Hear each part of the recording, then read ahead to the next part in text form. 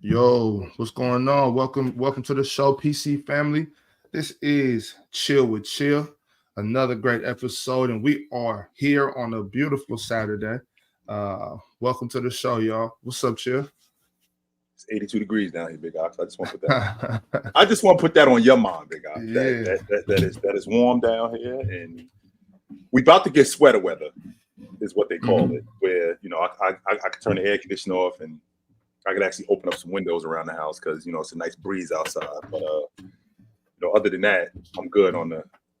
I'm good. I'm straight. Man, shit, that got me ready to go home. This Oregon weather ain't cool. I think we're looking at like in the mid high 40s today. I'm ready to get back home. I can dig it, yo. Yeah, no snow yet, but I think we'll get a little bit this year. But last night we had some games. In the Nuggets Sun game, a couple things happened. First, I do want to talk about Yusuf Nurkic really going at Jokic last night, but that's necessary, Big Ox. That is necessary. Right there. Yeah, definitely. But even before we do that, shout out to Kevin Durant. I'm glad you brought that up. Glad you brought that up, Big Ox. Word. I'm glad you brought that up. How was that seeing him move up the scoring ladder?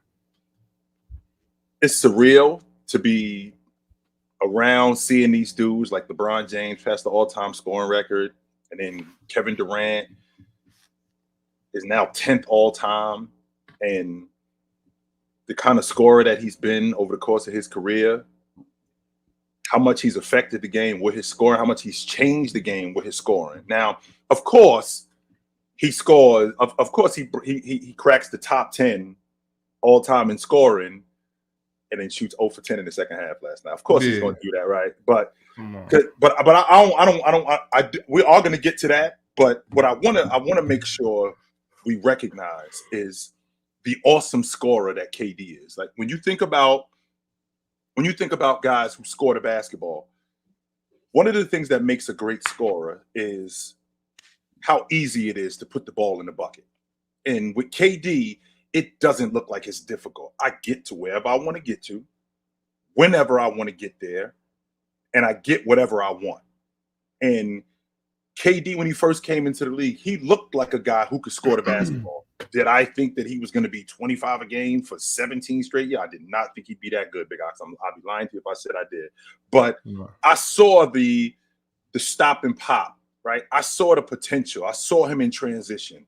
I saw him shoot the long ball. And I'm thinking to myself, at 6'10", with that kind of athleticism, which, by the way, KD's game isn't predicated on flight and athleticism like a lot of these other dudes. That's not KD's game.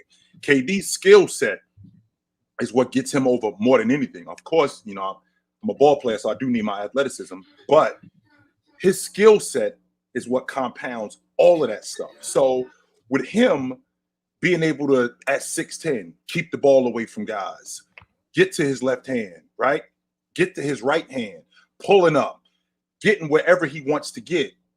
It's not many guys that I can say that I've seen as scorers that, one, operate as efficiently as KD, can get wherever they want, and just do it as much as KD does it, right? So, I mean, I'm watching KD get to the rim, throwing it over the big guy. I'm watching KD in the mid-range. You really have no shot, Big Ox, when he's in the mid-range and at 6'10", raising up over the top of you. You got no shot when that's going on, right? So when I think about the all-time great scorers, I only got Jordan and James ahead of him. That's it. I got him. It's Jordan, James, him, Bryant, Jabbar, and I got Chamberlain right outside that. But when I think about the all-time great scorers, I can't name 5 scorers better than KD. I can't do it. Perk in the post game, or maybe it was halftime, he said Kevin Durant is hands down the best scorer to touch the basketball court.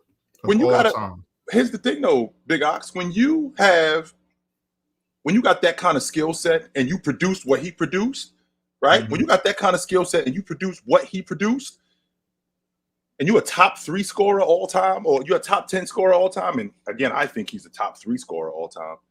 When you've done that, you got a legit case to be number 1. Now, when you number 7, number 8, something like that, that's something a little bit different. But when you are chills.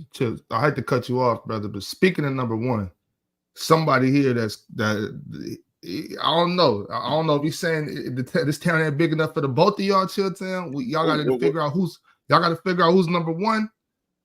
Who's it gonna be, Chill Town? I don't know, but Ticket TV says don't run December 23rd. Actually, you don't run. Okay, you the one who I'm coming for. You ain't coming for me, B. I'm coming for you. Make sure we clear on that. I'm waiting outside for you. You ain't waiting on me. I'm coming to get you. And I ain't and I'm not running from anything. I'm coming right for you. I'm coming right for you, Ticket. I'm bringing all the drama. I'm bringing all the smoke to you. So make sure that you ready. Make sure you ready for that, B. Because I'm bringing it all to you. Absolutely. Where was it? Well, you heard it first, Ticket TV. You know, Chilltown said he's ready for you. But my bad. Yes. Go ahead, Chilltown. I'm not ready for him, Big Ox. I'm coming for him. It's a difference. For him. Yeah, my bad. If I'm ready for him, that means that here he comes, so I'm ready. Nah. I'm coming to get you, Ticket. That's what I'm coming to do. I'm coming to get you. Because we're gonna put all of this, we're gonna put all of this to rest on the 23rd, B. All of this to rest. I'm chopping up all of that logic that you got. I'm chopping it all up and I'm throwing it in the trash. Get it out of here. All of it. Chopping it all up. Yeah. So anyway, like I was talking, you were telling me about Kendrick Perkins said the KD is the best scorer. Well, when you're talking about a dude who can score in a multitude of ways like KD can, he's definitely in the conversation. I think it's Jordan. I think Jordan is the best. The best scorer I ever seen was Jordan, and then James is after him. But with that being said, KD, I've very rarely seen anybody at that size with that kind of handle could get to the spots he can get to, and do it with the frequency that he does. The thing that I hold against KD, and I know this might sound crazy, Big Ox, but that killer. KD will let you off the hook. KD is not. What if I told you that KD doesn't have any 60-point games? Not one. That's a lot of points, Showtime. But Jordan got him. James got him. Bryant got him. Chamberlain got him. KD is that dude who he will let you off the hook. He will get going, but then he'll go, "Nah, you good." He won't pour it on you like Devin Booker. He won't pour it on you and keep pouring it on you. He'll do what he'll do enough where 35's good. All right. 40's good. I would like to think that Oklahoma City Kevin Durant was a killer. I'm not trying to take this time to throw any shade at Russ or anything like that. It might come out like that. But I think that sometimes maybe if Russ would have just took a step back a little bit more, I think we could have seen some more of those high scoring games from KD. I think KD had a little bit of that in him back in the OKC days. And I will give you that because you're running with a dude who, I mean, if we're being honest, Big Ox, I think I'm nicer than you. That's really what was going on in Oklahoma City. Contrary to popular belief, what it looked like on the surface, Russ looking at KD like, yo, I'm nicer than him, yo. That's insane. I know it's nuts, right? I know it's nuts. But he looking at him like, yo, I'm nicer than him. And a lot of times you would think that when a guy gets going, yo, you keep him going, right? And there was times when I would see Russ, you know, he would get off KD like, no, I'm going this way. I'm thinking, go back to him. Right. And when you got a scorer like that, one thing that people don't talk about with scorers, scoring is rhythm. And once a guy gets in a rhythm, you keep him in that rhythm as a lead guard. You keep going to him, right? You keep calling his number. You keep him in the game. I don't necessarily have to shoot, Big Ox, but you keep him involved in the game. Put the ball in his hands. Let him touch it. He can't go 2-3 tricks where he doesn't touch the basketball. That can't happen. Right. And that was going on with KD sometimes. And that kind of threw him off rhythm. But in terms of an all-time great scorer, I haven't seen anybody with that kind of skill set at that size be able to get wherever he wants to get to, do whatever he wants to do, and continuously do it. My only knock on KD is he'll let you off the hook. Jay won't let you off the hook. James wouldn't let you off the hook. Brian wouldn't let you off the hook. For a guy with that size, and skill set. Mm-hmm. What about like a comparison to the next guy on the list, Carmelo Anthony? That's That's who's next. I believe KD has like 600, 700 more points to get to Melo, and he's going to get to him too. Which, by the way, which what? And we got robbed too, by the way. Of Carmelo Anthony should be a part of the 30,000 point club. We got jerked 2 years, but he's going to catch Carmelo Anthony before the season's over. So he's already solidified in the top 5. But a guy like Carmelo Anthony, who also has a 60-point game, Carmelo Anthony wouldn't let you off the hook neither. The thing about Carmelo Anthony that was fantastic as a scorer, which is I'm a big fan of this, Big Ox. You talk about the big guy on the box getting busy, going to him so he could get busy. I'm a big fan of a guy that does not play games with you. He gets right to it. And that's who Carmelo Anthony was. Carmelo Anthony did not play games. He gets you 17, 19 feet away from the bucket and face you up. He's getting to it. There is no misunderstandings. There is none. And he's not letting you off the hook neither. Right? So he's got one of those kind of games where once he gets going, it's pretty impossible to stop him. Now, I hear a lot of people saying stuff like, he wasn't very efficient. Big Ox, I can't score if I don't shoot. I can't score if I don't shoot the basketball. I mean, don't get me wrong. I don't have to shoot 40 and 50 times. I don't have to do all of that. But in order for me to score, I got to shoot the basketball. And Carmelo Anthony was that. Now, Kevin Durant didn't have to shoot that much. And the reason why Kevin Durant didn't have to shoot that much was because KD, it was almost like it was methodical with him. He knew where he wanted to go. He knew what he wanted to do. And he knew, you're not going to stop me from getting to this 17-foot line right here. You're not going to stop me from getting to the mid post. You're not going to stop me from getting the ball 12 feet away from the basket and hitting you with my turnaround. The only way that happens is if you foul me or I miss the shot. He had one of those kind of games. But as he got older, it was obvious that, if you were a little bit more physical with him, you could slow him down a little bit. Not stop him, but you could slow him down a little bit. And that's what happens with scorers. Scorers have that kind of image where as good as they are, they can't get slowed down. But a great scorers get slowed down all the time. It's happened. It's happened to Bryant. It's happened to Jordan. It's happened to James, Jabbar. I mean, all of them. Who's next on that list? Is Shaq next on that list? I think he's after Melo? I think he's in front of Melo because I don't think Melo passed him. He did. No. It's Melo's next. Melo's next. But is after Melo is I think it's Shaq because Shaq didn't get to 30,000. Okay. Is KD? Should he catch Shaq too? Well, it depends on where it depends on where Shaq is. Because we had this conversation, Big Ox. In order for him to catch Jordan, he got to average 21 a game over the next 5 years. Right. For the next 5 years, he got to average 21 a game. Now, I'm thinking to myself, is KD going to be around for 5 more years? I'm not sure about that. That part I don't know. I don't think he's going to be around for 5 more years. However, if you look at the guy, if you look at the guys on the list, let's see, he's a little bit over. Yeah, he's a little bit over. He's a little bit over 1,000 points away from Shaq. He should get Shaq. It's going to take another 2 years. It may take another 2. It may take another 2-3 seasons to catch Chamberlain. I'm not sure if he's going to catch Chamberlain because I'm KD, one of them dudes who, as good as he is, right? As good as KD is, Ox. Yeah. I'm not sure that he's going to stick around for another 5-6 years. Not because he can't play, because he still can. But I think he's one of them dudes that you'll find him at the park somewhere, right? You'll find him in a pickup game. I don't want to do this no more because the NBA grind is exactly that. It's a grind in that 38, 39 years old. It's a lot, yo. KD has already started. He already started breaking down. So he's one of them dudes who I'm not sure if, he won't wake up one day like, I just don't want to play no more. At least not in the NBA. Yeah, he got he should get Melo and Shaq, but after that, it's like you said, it's just going to depend on this longevity. But let me ask you, because we're talking about Melo, just from a preference point of view, who would you rather play with? Who would you rather be teammates with? Or who would you rather, make playoff runs, play the season with between KD and Carmelo? Well, they're both fantastic scorers. If I had to pick between the two of them, I would have to say KD.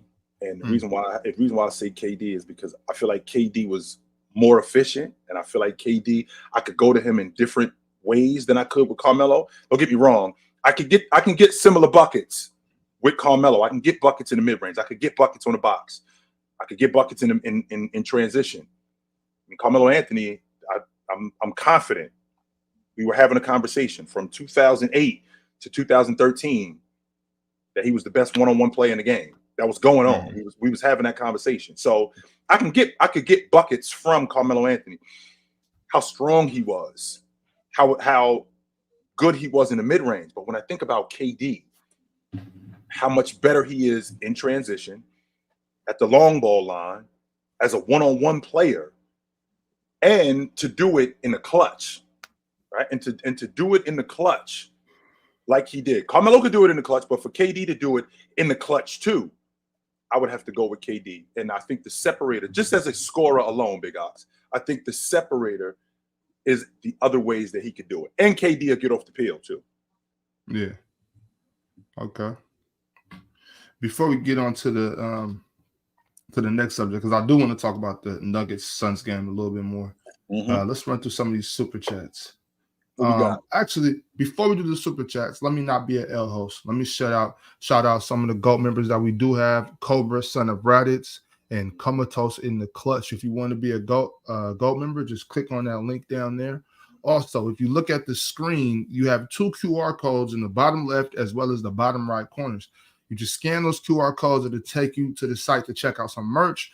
Man, y'all go ahead and support the Players Choice channel. Go ahead and throw a hoodie on. We got some beanies, y'all caps, come check it all out. Types of stuff, man. And no pressure on you. No pressure on you. Come check it out. We got some fresh gear, y'all. Yeah. See what we got. But to these super chats, we have Almighty Lambo, Salute, Chill, smoking that Niner pack tomorrow though. We coming to Philly. We are coming to Philly. Last year, my quarterback got hurt, so it was a little bit different. The game started tricky. My quarterback got hurt. That touchdown should have been called back on Smith because that wasn't a catch. He clearly dropped it. But my quarterback is healthy. My offense is looking good. We're giving up 10 points a game over the last 3 games. Philadelphia, we coming. That's all I got to say to y'all dudes. We coming to Philadelphia, so get ready for us. Malik Juice Shelby. How can I be a quick guest? Would love to pick your brain and respect your love for the game. Also, would love to give argument for Trae versus Tyrese. That's an interesting conversation. Big Ox and I and Ron, we had that conversation all the time. So yeah. As far as being a quick guest though, I send the link out. I'm gonna send the link out again here in a couple of minutes. Ox dropped the link. Yes, he did. Ox dropped the link. Dropped the link. So, but I will drop it again though. Don't worry. Yeah, if you don't got it.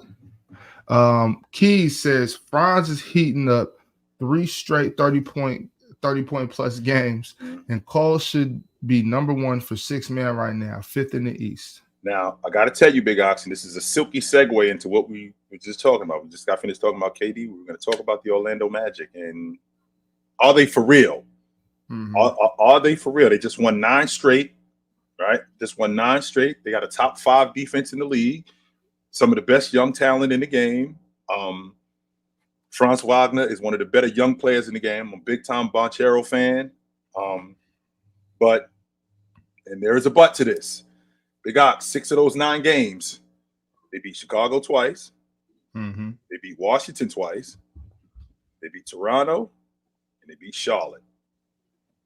So, I'm not. And again, this happened to me last year, where the Washington Wizards was at the top of the Eastern Conference, and everybody was on my case. Oh, gee, you see the Wizards?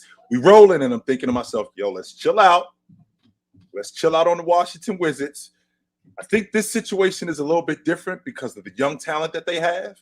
And we know what happens, Big Ox, when the dog days of the NBA start, like at the end of December up until the All-Star break. That's when it gets tricky.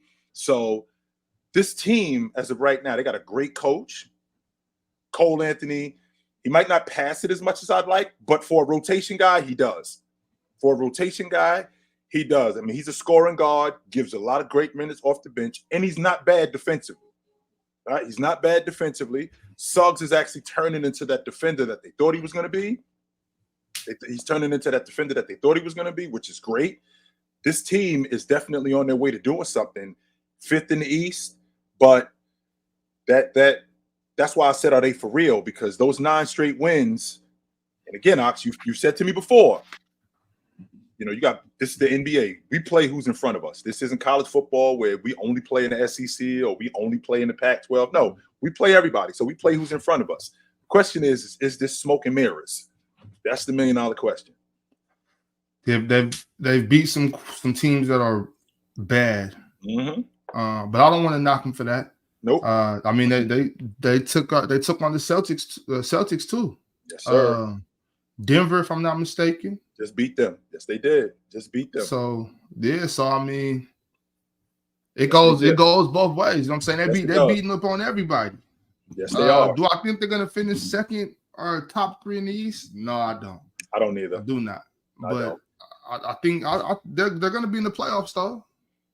Yes, 100% they are. Yes, 100% they are. So barring any injuries that'll keep out Franz or Paolo for more than 15 games, obviously somebody's gonna roll an ankle, somebody's gonna, regular little knick-knack injuries are gonna happen. They'll miss a few games. That's gonna happen, but as long as nobody has anything that'll take them out for 10, 15, 20 plus, those kids are gonna be all right down there in Orlando, and I'm happy to see it. I was excited about them coming into the season, but I did not think they were going to be ever touch the 2 seed in the East. I'm thinking they'll be around 6, 7, and just playing good basketball. So this is better than I thought it was going to be. And like I've said, it was the guard play that I've advocated for a couple times. Like, man, package those guys up and get them out of here.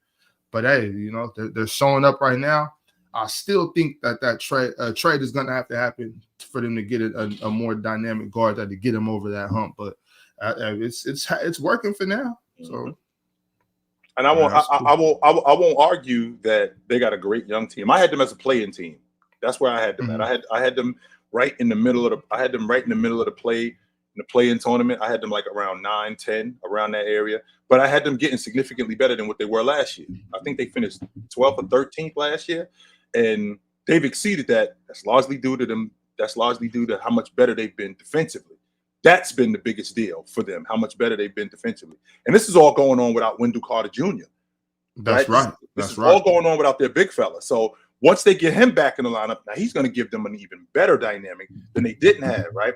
He gives them another rebounder. He gives them another rim runner. He gives them another guy who could score on the block. He gives them another defender that they didn't have, which makes them even better. I don't think that hampers Franz at all. I think that helps him. I also think that helps Banchero, simply off the strength that with Banchero now shooting the basketball the way he shoots the basketball, right? Being a one-on-one player, I think that opens up more rebounding for him, and I think it enhances their defense even more. Yeah, I can't say enough about Paolo and Franz. Those are that's the duo right there. And unfortunately, I've only seen Orlando play like 3 games. 3 games this season. I haven't watched them as much as I planned on it, but there's still a lot of basketball left to play, so I'm sure I'll catch up with them a lot more. But they're not disappointing. They're not disappointing. I hate when I gotta go back and just catch highlights and stuff because I like to watch as much of the game as I can. But I'm excited for Orlando. I think they're going to be a problem in the East from this point forward because those guys are 21 and 22. All right. So they're going to have to deal with them for at least, like I said, as long as everybody stays healthy, we got about 12, 13, 14 more years left of this. So hopefully those two can stay together and make something happen. Shout out to Jamie Janicelli in the chat. Hi, Jay. Shout out to Jamie Janicelli in the chat. Shout out, how you say? Jamie Janicelli. Yep. Shout out to Jamie Janicelli in the chat. That's Mrs. OG right there. Oh, okay. So thanks for stopping by. So just to put it out there, are they for real, Chitchat? How for real are they? On a scale, let's put a number on it. On a scale from 1 to 10, Chitchat, how serious are the Magic? 10 being championship contenders, and 1 being put it like this, Ox. You said to me, right? You said to me, if the season was over today and y'all had to play New Orleans in the first round, you would be pissed. If the season was over today and the Boston Celtics had to see Orlando in the first round, I would be hot. I would not love that. On a scale from 1 to 10, right? On a scale from 1 to 10, 10 being the best, 1 being the worst, I'm not jumping out the window on the Orlando Magic. They are not a championship contender yet. No, they're not. They definitely are a playoff contender. I'm giving them a high 6, low 7 right now because of what I'm giving them. I think they're better. I think they're better than average, but I need to see this. I need to see this throughout the season, right? We remember, we are in the first month of the season, Big Ox. It's not like, this Orlando Magic team has been doing this for years. We can't just jump out the window on this team and go, yo, this team is for real and we got to pay attention to them more. Okay, I am down to pay attention to them more. I am paying attention to them more. I do not think that they're whack. Absolutely not. I think they're a playoff contender. I think that they could be a legit playoff team if this continues. The question is can this continue? Can they continue to play the defense that they've been playing? Can they continue to rebound the way that they've been playing? Continue to rebound the way that they've been rebounding? Can they avoid injuries? Because that stuff matters. That stuff is big. If they could do that. So I'm giving them a low 7, high 6 right now. That's where I'm at with them. Okay. So we know they give Boston fits. Yes, we know that's a bad matchup for Boston. What about the other top teams? Like, what about Milwaukee? Is that a good matchup for the Magic as well? And what about the Sixers? What about those teams? Is it just the specific matchup with Boston, or is it that Orlando's just that good? Like, can they compete with Milwaukee and Philly as well? The biggest problem that they have with the Boston Celtics is that front line. So Banchero, Franz Wagner, and Wendell Carter, when he's available. And with their second unit. That's the biggest challenge that the Boston Celtics have with them. And they don't have that. The Milwaukee Bucks don't have that front line problem because they got Giannis. Not only do they have Giannis, they got guys on the perimeter that guard. Even though the Boston Celtics got guys on the perimeter, they got guys on the perimeter that guard. Not only do they have guys on the perimeter that guard, not the Milwaukee Bucks. I'm sorry. The Boston Celtics got guys on the perimeter that guard. And with the Milwaukee Bucks, I think the difference is with their front line. I think with Giannis on the front line, with their dirty work guy and Bobby Portis, I think and Brook Lopez, I think that matters. That's where Boston gets themselves in trouble with Orlando, especially if KP is not healthy. Now, if he is healthy, even though they do give them fits, I think Jason Tatum would have to be the difference in this series. Something's going on with him, Big Ox. I don't know what it is. Something's going on with Jason Tatum, and I can't put my finger on it. Even though he's shooting his highest field goal percentage, I think, of his career this year, it doesn't seem – Big Ox, you've seen scorers where it looks simple. It doesn't look difficult. With him, it looks difficult. It doesn't look fluid. It doesn't look like he can get to wherever he wants to get whenever he wants to get there. It doesn't look like that. So I think one of the problems I'm having is that I think it's upstairs. Something's going on with Jason Tatum, and I don't know what it is. And I think he's going to get it together. I feel like he's trying to play basketball and just instead of just rocking. Something going on with him. Right. I think it may be it's the pressure of them being a championship contending team that might be getting to him. That could very well be getting to him. So yeah, hopefully he figures it out. Yep. Okay. In the meantime, let's get some of the fellas from the back. Let's see who we got. What up? Desto. What up? So, fellas, What up? y'all can hear me? Yep, you hot. Oh, salute OG, salute What up? Ox. Always a pleasure coming on. Yep. Man, I don't know. Oh, shoot. You good, Desto? You hot. You hot. I'm here. Yep, you still hot. I'm just messing with the layouts right now. Go ahead, bro. Okay. All right, cool. Nah, dang, it's a couple things I actually want to touch on. That last thing you said, though, about JT, because he's one of my favorite players. I sensed that a little bit, too. And, I mean, he's still balling. You know, he's still playing. You know, he's still a great player and everything. But it's just, I don't know. It's just a little weird. I don't know how something going on with him. Something's going on with him. I don't know what it is. Something's going on with him. And you know, it's something that I noticed. His free throw percentage is down a lot this season. Yeah. And he getting to the line still, but he not making them at the same clip that he was. Mm-hmm. I don't know if he playing with that same aggression and tenacity. I don't know if it's because, you know, addition to KP or the whole Jalen Brown thing, because you know they if you watch the Celtics in the beginning of every game, it's like Jalen Brown, he's the one that's like starting the game up. He takes a lot of first quarter shots. He the one who he's the more aggressive throughout the game. JT he kind of picks his spots and then he kind of closes it out if need be. Right. But yeah, I don't know. But I definitely noticed the dip in his free throw percentage. I mean, it's still solid. It's like borderline 80% or something like that. But that's different from his game. And also, I was telling Oxys the other day on his stream. Well, at least I think I put it in the comments, whatever. But I think Orlando has the best bench in the game. I know he said Sacramento, and I mean it's debatable. Sacramento has a great bench, but I think it's Orlando personally. Orlando. Mm-hmm. Yeah, that bench is deep. I thought it was the Clippers at one point until they emptied their bench basically, and then I thought it was Milwaukee, but Orlando with the crew that they got, with the rotation guys that they got, you know, I'm a Big Ox is the one who turned me on to Franz Wagner. He turned me on to him. So in the process of him turning me on to him, his brother, I'm paying more attention to him coming off the bench, how solid he's been. Right? Former Laker, by the way. Former Laker. Absolutely. I hate it when Mo went to the Lakers. I love him on the Lakers. I wish he could have developed a little faster.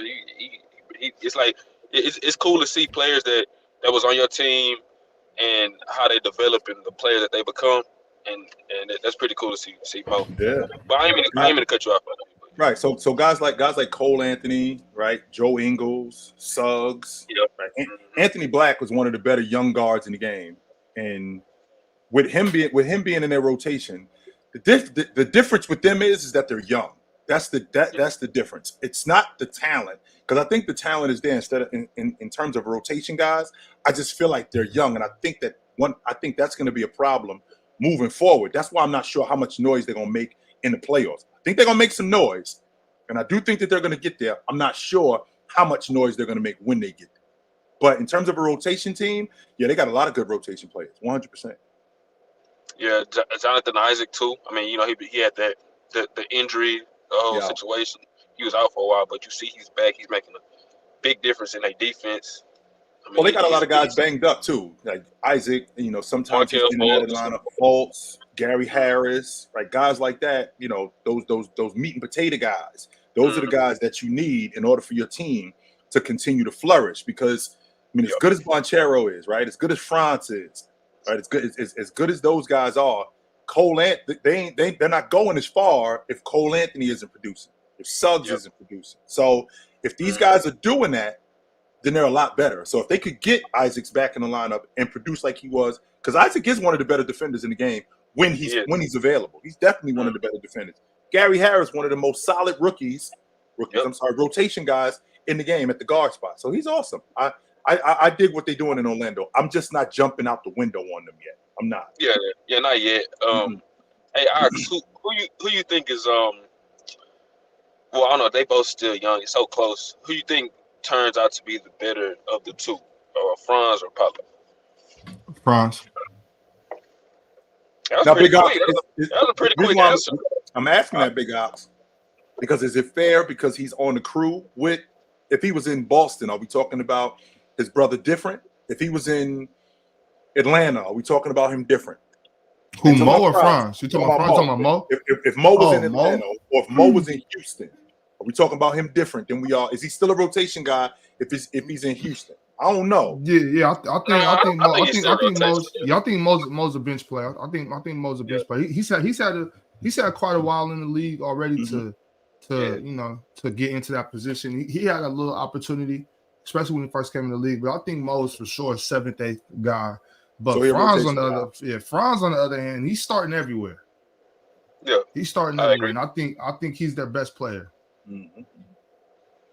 I don't think it's in New York, he'd be starting for them. Yeah. I don't think that's ridiculous at all to say he their best player. I don't know. I do think Paolo has more potential personally, but it's like, are you gonna reach it all the way? I don't know. We'll see. But yeah, they definitely have a bright future with those two. They definitely got to get those two paid. When the time comes, and build around them. Yep. All right, brother. Good to talk to you. Sir. All right, Dustin. Salute, fellas. Yes, always yes, sir. My man. Yeah, you. Since I met you, Ox, you've been talking about Franz a lot. Yeah. And what is it that you like about him so much? I mean, don't get me wrong, I like his game, but what is it that you like about him so much? He's just so smooth. It's just like it just looks easy for him. Like, I mean, the skill set is cool. Like, we can talk about his skill set and everything, but it's multiple people in the NBA that got that skill set. Right. He just does it so smooth. And Franz is big. Franz is he's 6'10". Hey, bit of it. Like there's no 6'8", 6'7" discussion for Franz Wagner. He's 6'10", and he can do all of this. He got the, you know what I'm saying, just like they're saying in the chat. He says he's 6'9", IQ, shoot. He has all of that. He has it all. And I don't know. It's just when you watch him, it's one of those players you watch and you're just like, man, who is this? Who is that? Right. He's one of those type players. Like, he can. I haven't seen him flustered. I know maybe he hasn't been in the big games in the NBA. I haven't seen him in any of the bright light games, if you will. Right. But as up to this point, though, I haven't seen Franz flustered yet. And so until I do, I'm gonna assume that he just got that mentality. Even in the FIBA games, you see he show up, him and Dennis Schroeder. So I think the kid has a bright future ahead of him, and I'm excited to see. I don't want to go too far and say, oh, he's this guy or he's that, or he's gonna be, he's gonna be a Finals MVP or he's gonna be the MVP of the NBA. Like, I'm not gonna go that far with Franz, but it's cool to recognize a young talent, though. It is. It's cool to recognize somebody that's young, that's a baller, because how else we gonna find out about him if somebody turned me on to Herb Jones? Yo, OG, you like wing defenders, you like dirty work guys. Yo, this kid Herb Jones that's out of Alabama. Pay attention to him. All right, I got to start. I got to turn New Orleans on. I got to start paying attention to Herb Jones, and I'm looking at Bruce Bowen. I'm like, yo, okay, I see what you're talking about. So I start watching New Orleans more. So, like you said, Big Ox. I mean, how am I going to find out about Franz Wagner if, number one, Orlando wasn't winning, ain't nobody talking about him, but they got a baller in him? How am I going to find out about him? You tell me, yo, this kid Franz Wagner down in Orlando. Yo, go check his temperature because he looked like he a baller. He is. 100% he is. And the thing about who'd you say, Herb Jones? The thing about Herb Jones is not only is it Herb Jones over there in New Orleans, it's Trey Murphy too. Yes. And Trey Murphy's back playing. I love those two together. Trey Murphy and Herb Jones. That's a good young duo they got down there too. Let me see. Do I got another? Okay, yeah. Let's talk about this from FIFA Boy. Thoughts on Crunch from TikTok saying rookie Wilt better than Peak Shaq. You know Crunch, right, Chitchat? You know what Crunch is? Okay, yeah. So he says thoughts on Crunch from TikTok saying rookie Wilt before are better than Peak Shaq. Okay, I don't have a problem with that. I mean, rookie Wilt won the league MVP and the Rookie of the Year as a rookie. He won the league MVP. I think he averaged 37 and 25. And this is a Wilt Chamberlain that the league, that the NBA or basketball had never seen. Don't forget, he came from he didn't come right out of college. Like he went to play for the Harlem Globetrotters. So playing for the Harlem Globetrotters for a season, the skill set that he had, right? The athleticism, all of that good stuff. Now, a lot of people will say, well, the league, it only had 8 teams in it. Well, I got to see the better competition more when you only got 8 teams. That happens. And a rookie, a 22-year-old Wilt Chamberlain at 37 and 25, is he better than 99, 2000 Shaq? I don't know if I'm going to go that far. I don't know if I'm going to go that far, but I do think that Wilt Chamberlain is better than Shaq. And you won't get any argument out of me if you have Chamberlain ahead of Shaq, because I already got Chamberlain. I already got Chamberlain ahead of Shaq. So even if Peak Shaq was a force to be reckoned with, I mean, they changed the rules because Peak Wilt, he averaged 50 and 26. What are you talking about? And that ain't even Peak Wilt. That's Wilt on his way to being that. I think Peak Wilt was the dude who started passing more.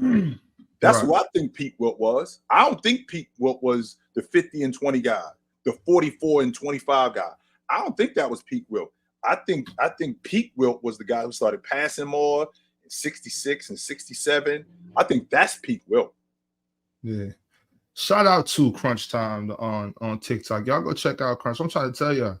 I've been telling y'all for a while, Crunch got game. Crunch can play a little basketball. Y'all go check Crunch out.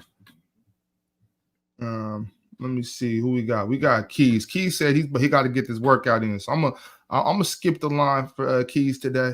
Let's see what Keys got to say. Hey, Keys, you better got something good to say. What brother. Up? What up? What's good? What's Y'all good? hear me? What up? You fine. All right, so look, first ops. Let me tell you, man. We don't trade guards. Let's talk about fit. You know why we good at points off the bench? Orlando, right? You talking about, right? Exactly. Uh-huh. 5th in the East. Mm-hmm. No, they're not 5th in the East. Second. We're gonna be at the end of the season. You're a top 5. You're a top 5 seed. Yes, sir. All right. So this ain't fool's gold. What I'm looking at right now. I've been telling y'all all season. But look, AB fits with the team. Cole Anthony fits with the team. Right. Yo, even though I didn't like the pickup. Joe Ingles fits on the team. No, you need vets. You need a vet like know what I'm saying? You need a vet like Gary that. Harris fits. I don't even see us. I don't see us trading none of our guards or bench players and get like Zach LaVine or somebody that'll make shit run as smooth as we got right now. Don't do that. You're gonna throw a monkey wrench in what you're doing. Exactly. Don't do that. No, don't do that.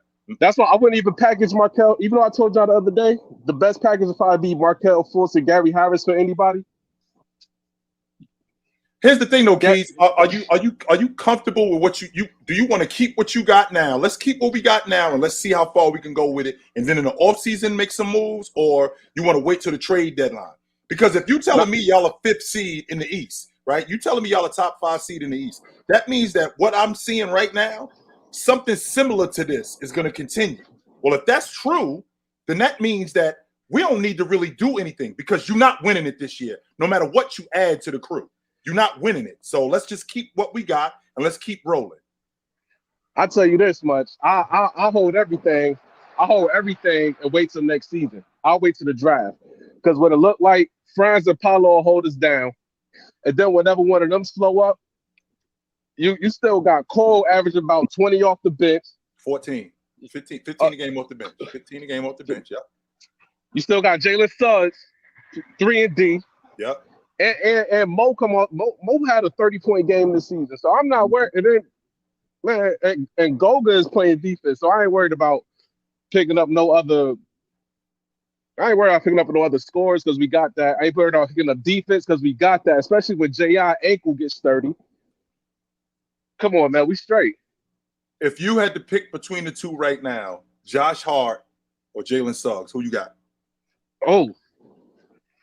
I'm saying with Suggs, man. That's that. I don't care. All right. Hey, Suggs a better scorer than Josh Hart. The defense is probably on the same level. Mm-hmm. Defense probably on the same level, but Suggs can score more consistent than Hart could. Is it the system that he in, or is it the fact that he's just a better overall scorer than Josh Hart? He's just a better overall scorer. Josh Hart, how well did he score in LA? Josh Hart? Yeah. Oh, he could score. He could definitely score the basketball, and he's a downhill guy more than anything. He can knock down open shots. He's arguably one of the best rebounders in the game, and not just one of the best overall rebounders, the best rebounding guard in the game. You can make that legit argument. And as a defender, I'm not sure I'm putting Suggs ahead of him as a defender. I'm thinking about your logic in terms of scoring, and I'm thinking about what you got going on in Orlando. What could Josh Hart do on that crew? I don't really like to compare, even though I just compared them. I don't really like to compare guys, throwing them on other crews, because the fit could be different. The fit could be completely different. But when I'm thinking about a guy, I'm thinking about a guy like Josh Hart, and I'm thinking about a guy like Suggs. These are the guys that you need in order to move forward.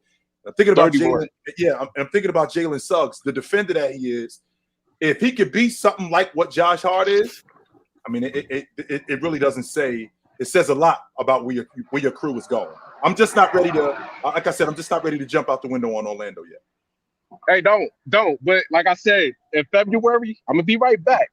And I told both of y'all, February to be right back. And guess what? I'm still saying the AD over the Thompson twins. D. Anthony Black over both the Thompson twins. That's right. You did say that. That's right. That's right. That's right. Yeah. Yeah. I'm not mad at that. Hey, but good looking. I gotta get to the squat day. Yes, get that work in. Get that work in. Chill. Jersey, stand up. In effect, Chilltown, Jersey City. In effect, what up? No, what's happening? No. And just so you guys know, real quick, just so you guys know, it's spelled N-E-W-A-R. It's pronounced Nork, N-O-R-K. That's what it's pronounced. N-O-R-K. That's for y'all that don't know. It's pronounced N-O-R-K. Nork. It's not Newark. It's Nork. Hey, Ox, we here, Ox. Yeah. All right, yo. Ooh, I hope that brother take it easy on them weights. Man. Nah, Chitchat. Keys did take. You see that brother neck? He look like he'll run through a wall. Man. Oh man, I know he about to go and hurt some of them weights today. Yeah. But that's what's up though. Shout out Keys. I'm not mad at his prediction though. Yeah. Anthony Black over the Thompson twins. That's no knock to the Thompson twins. I like both of those young fellas, but we'll see. Yep. Pronounces Newark in California. Yes, West Side. I do pronounce Newark in California. When I fly out east, I say, no, I'm going to land in Newark. Yes, I'm not from Jersey. I'm sorry. Sorry, not. It's North in Jersey. Yeah. So, let me see. We got another.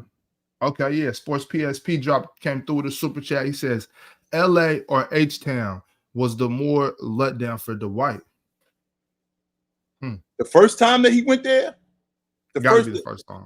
Well, here's the thing, Sports. The first time he went there, it was a different situation. Number one, he was coming off a back injury. And him coming off that back injury, he wasn't nearly the same. Even though he did lead the league in rebounding, he wasn't nearly the same as he was before that, right? He wasn't the dominant Dwight Howard that was, 20 and 15. And now it was obvious that he was slowing down at that point, right? So as far as H-Town, I mean, they got to the Western Conference Championship with him, and then they also lost in the first round to Damian Lillard. So the biggest meltdown, I would have to say Houston. It's not bad. Let me see. We got another one actually from D Bell. Oh, this is actually something we actually skimmed over a little earlier. What's up, fellas? Did y'all see the Joker getting cooked by Nurkic? Crazy game, though. The interesting thing, Big Ox, you brought it up about a half hour ago.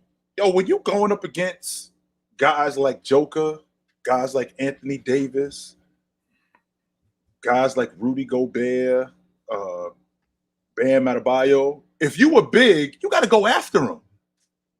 You cannot just be on your heels and okay, sure, you can play in the flow of the game, but you have to go after them.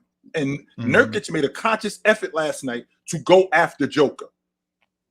Made a conscious effort to go after him, running plays for him, getting Joker in spaces where Joker is not comfortable on the perimeter, right? Joker is a big body. So Joker, if you get him on the block, you're not going to be able to bully him, right? You're not going to be able to just jump hook him all day long because Joker's a big body and he will body you, right? All right, I get that part, 100%. But when you get Joker when you get Joker out in space, Joker isn't that good out in space as a one-on-one defender.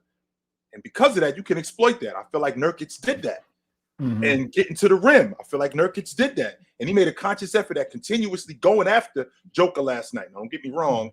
Joker got one of them games where, yo, man, once he get going, what are you going to do? Ain't really much that you can do. But you have to go after guys like Joker, guys like Bam, guys like you can't just be on your heels against these guys because basically what you're doing is you only letting them play one side of the basketball when you do that. Yeah, the thing with Nurkic, and I think I might like Nurkic a little more than most people do, but I do think that his injuries, those past years, I think those injuries kind of set him back in the eyes of the majority. I was happy to see him going at Jokic. I mean, we know there's a little history there. Yeah. They chose Joker over him, sent him to Portland. The right choice, but still Nurkic probably doesn't feel that way though. Nurkic is probably like, man, come on, I was just as good, but we know. I like to think that was a coaching decision. I like to think that was the game plan that Coach Vogel went in there like, Yusuf, we're going at him today. You know what I'm saying? Dump it down to the big fella. We're gonna ride the big fella today. So I like to think that was a coaching decision. If KD doesn't go cold last night, I think the Suns pull that one out. I ain't never seen KD. I seen KD have bad performances. 0 for 10. I mean, he was getting good shots last night, but damn, I was surprised to see KD go ice cold like that. I did not see that. I did not see that coming. Yeah, that was weird. Let me see who we got. Herb, you there? 5, 4, 3. Okay. Nah, we had Herb. No Herb. Let me see who is this. No Herb. Malik Shelby. What up? What's good? What up? Can't hear you, brother. You muted, brother. Can't hear you. Can you hear me right now? You hot. Now you hot. I was good. How you doing, boss? How you feeling? Running good, brother. Running good. It's good. Okay. Hold on. Can you give me like 30 seconds real quick? Go. Anyway, Big Ox. Okay. Big Ox, you had talked about Joker, and with Nurkic with the injuries, it doesn't help that Joker turned out how he turned out too. Right. So that kind of compounds what people think about with Nurkic. And I'm not like I said, I'm not a Nurkic detractor, but it doesn't help that the fact that they handed him over and stuck with Joker, and the fact that he broke down like he did, and Joker turned into what he turned into, people of course gonna look at Nurkic like that, like, yo, man, we thought we clearly made the right decision in doing what we did. We clearly got it right with this, because if we didn't, then we'd be in a lot of trouble. So anyway, right. We'll get back to him. We'll get back to him. Yeah. I was about to say, Malik, we're gonna move on. We'll come grab you. Okay, my bad. Yeah, we'll get back to him. Okay, I'll pull you back up in a minute. Yeah, bro. We'll get back to him. Mm-hmm. So, yeah, let me see who's been waiting. We got everybody there. All right, let me see. What up, Brax? What up? Yo. What up? What's good? I ain't gonna lie. I did not watch the Magic game yesterday. Mm-hmm. I saw bits and pieces of it. They still look pretty good. But I do want to comment on what you said earlier too. I disagree with something that you said. It was about KD, man. KD not being a killer. I just disagree with that because I wouldn't say he's not a killer if his game, he said it himself, his game is like very efficient. He's not going to take a shot that like feels forced. Mm-hmm. So I wouldn't consider that not a killer. Right. I would just say he's not going to take a forced shot. Mm-hmm. Like he's going to take the shot at the end of the game, but if it's like I would say, for example, not to say Giannis isn't a killer, but that performance he had last playoffs where he was scared to get fouled to go to the free throw line, that's what I would say a killer isn't. Right. But I would say if you just take efficient shots and that's your game, that doesn't mean you're not a killer. Now, I'm 100% confident that I didn't say KD wasn't a killer. What I said was he'll let you off the hook. That's what I said. I think that's the same thing. No, it's not the same thing. Because how's it different? Well, the reason why it's different is because I still bust your ass. I still will do that, which is what KD does on the regular. But there are times when KD, as good as he is, and as good as he gets going, he'll let you off the hook with, all right, I'm gonna chill out.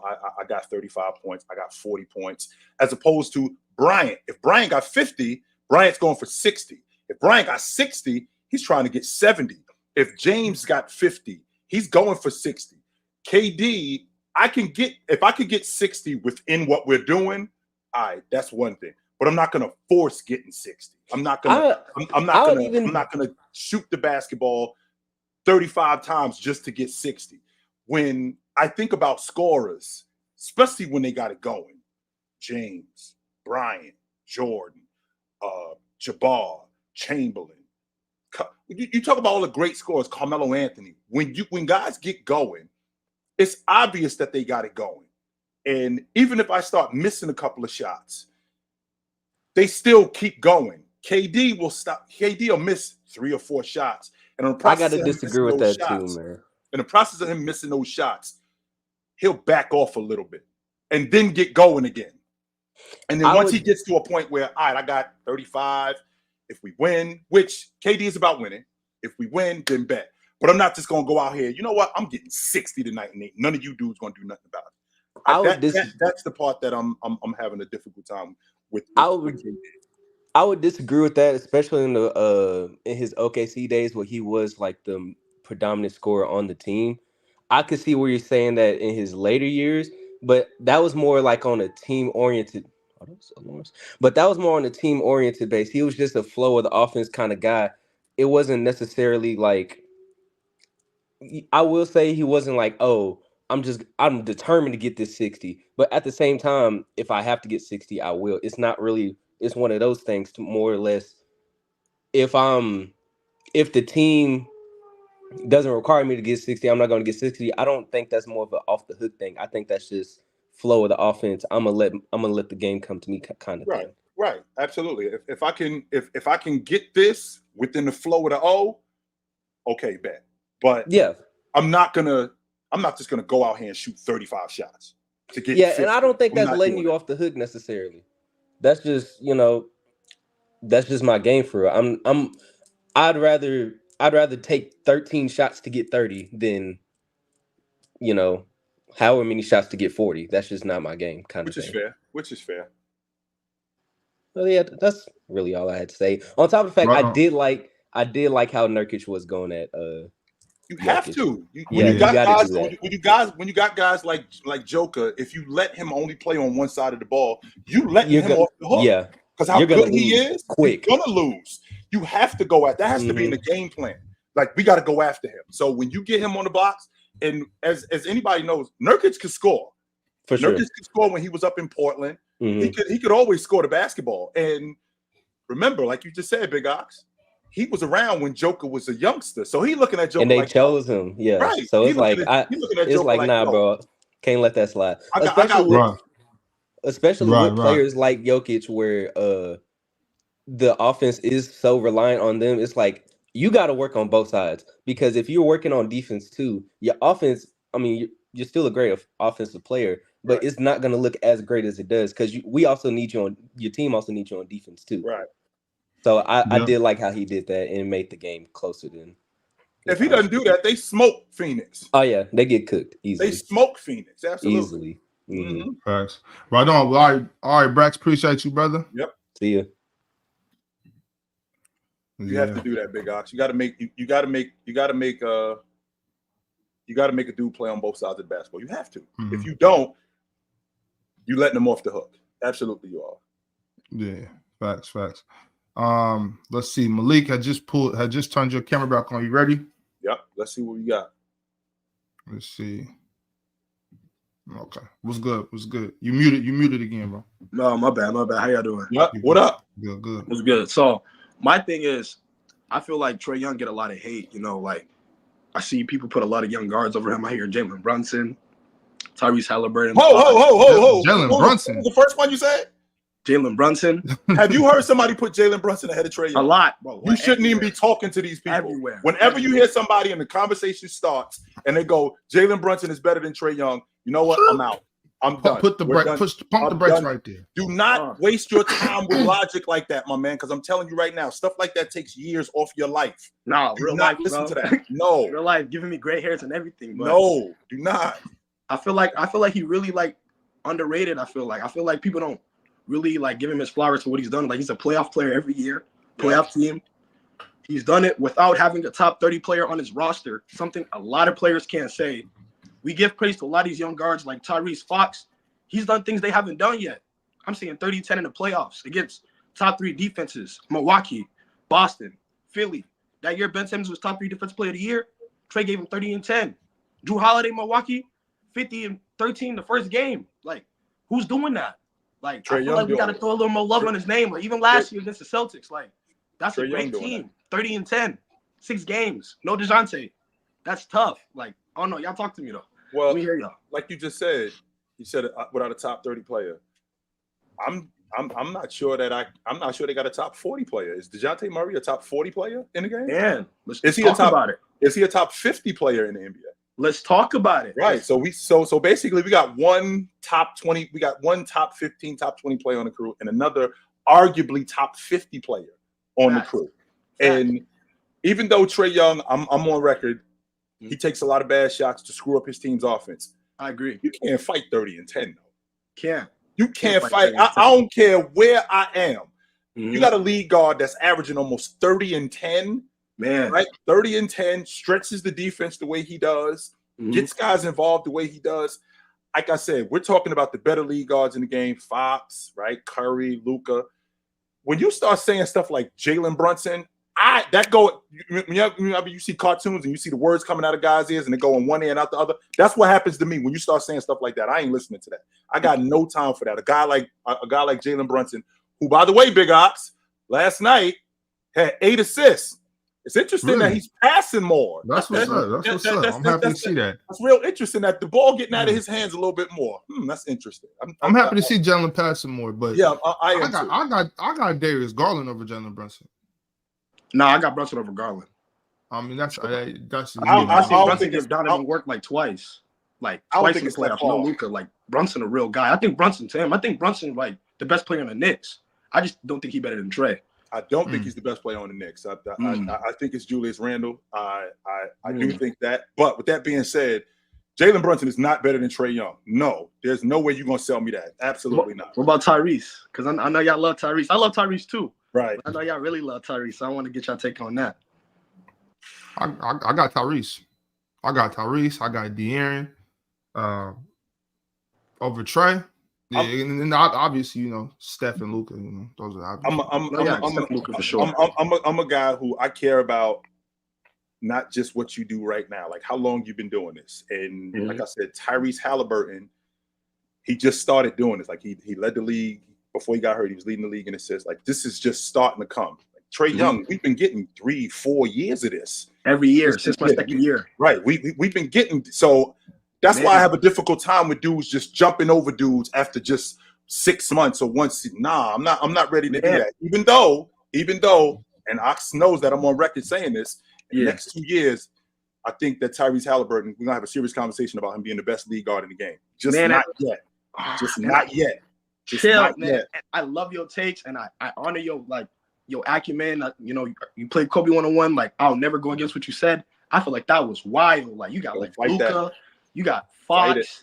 You got. I mean, we forget about Ja. Like Ja just don't exist no more. Here's the difference with that. The same thing was said 2 years ago. Same thing was said when I said that Jason Tatum. We're gonna have a serious conversation about him being a top 5 player. Yo, Giannis is running around. Luka running around. Here we are. Jason Tatum finished 4th in the league last year in league MVP votes. The Boston Celtics are basically picked. We talking about these guys getting better. We talking about a guy in Tyrese Haliburton, one of the most efficient league guards in the game. Score it with the best of them. Distribute it with the best of them, which guys aren't doing. Your man, Trae Young, one of the best distributors in the game. He is on that pace to be the best distributor in the game, right? Facts. As a lead guard, your game is not just about getting buckets. No. How much better as a lead guard do you make everybody else? What else do? You just talked to me about Trae Young. They're in the playoffs every year. They don't even got a top 50 player on their team. Why are they in the playoffs? And it ain't just because Trae averaging 30. No, he's getting these other players who aren't as good as everybody Come on, else. Clint. He's Come on, Collins. He's getting these other dudes involved in the game. Getting these other dudes involved in the game. They are winning. They making the playoffs. And don't get me wrong, I'm not a huge Atlanta fan. But if you're in the East and you making the playoffs at a 6-7 seed and you continuously doing that, that matters. And I feel like that Tyrese Haliburton, he can elevate that with that Indiana team. There's a reason why they maxed him out. This is our guy moving forward. I'm telling you, man. And the way he going right now with the efficiency that he has, the way he distributes, you can't speed him up. He doesn't take a lot of bad shots. He's great in transition. I'd like to see him defend a little bit better because, I mean, if we're going to talk about you being the best lead guard in the game, you do have to give me a better effort. I mean, Luka is an exception. I do need to see that. With that being said, just from him having the basketball and constructing and controlling that offense, it ain't a lot of guys that from him improving in the next 2 years, it's not a lot of guys that I can say that are going to be better. And I got a hot take. I think Trae would be even better if he wasn't trying to be a point guard. I think the best Trae would be like copying Steph and like Kyrie, Dame. Like if he could really be an off-ball player, like let's say you let DeJounte be the full-time point guard, and since you're the biggest threat on offense, let's get the ball in your hands to score more than you try to feed like Bogey and like Clint. Let's try to feed you. Like let's get you off pin downs and let's pick a roll Jalen Johnson, DeJounte, and then you come off the corner screen and you make it way easier for yourself. Because I think if you put Trae on a team like Sacramento with a big like Sabonis coming off screens and pick downs, like what's he doing? Like what's he doing on a team like that with spacing and you don't got to create everything? Like I get to be a guy that comes off screens. I'm just scoring. That's all I gotta worry about. Yo, we don't got time for no shot chucking crybabies in Sacramento, man. We cool. I do hear that though. I definitely don't like the shot selection. I definitely think like he does shoot them out of games sometimes. He reminds me of like the Ja Rule song, like I'm not always there when you call, but I'm always there on time. You know what I'm saying? Like he may not always be there like on a Friday against Tyrese on ESPN night, but like in a playing game against Darius Garland, I'm finna get 38 and 15 and we gonna go to the playoffs. You know what I'm saying? Like we gonna beat the Heat that beat us in the first round. Yeah, I'm gonna get my lick back. Like so I don't know, it's kind of weird. So but that's how I feel about Trae. For sure.